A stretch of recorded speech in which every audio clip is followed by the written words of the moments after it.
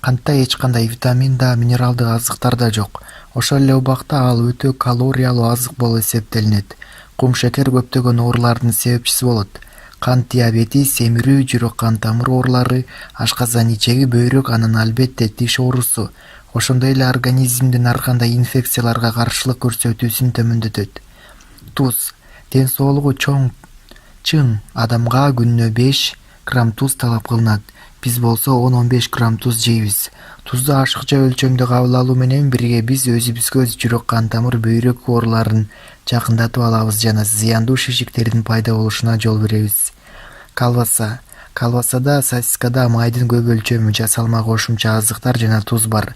Айрым окумуштуулардын пикири боюнча, колбаса жана сосиска берген даам наркотикке көнүүнү жана көптөгөн ооруларды чакырат. Бул азыкты такай жегендер нерв системасын бузуп алуу коркунучуна дуушар болушат. Маргарин. Маргарин көпчүлүк ойлогондой каймак майдын эле бир түрү эмес. Бул азык чыныгы жасалма азык. Консерванттарга каныккан бул майдагы зыяндуу заттар организмде топтолуп калууга жөндөмдүү. Майонез. Майонезге кошумча даам берүүчү жана түс берүүчү жасалма кошулмалар кошулат. Жүрөк жана кан тамыр оорулары, ашказан жана ичеги оорулары, зат алмашуунун бузулушу жана семирүү — булардын баары майонезди көп пайдалангандын жыйынтыгы.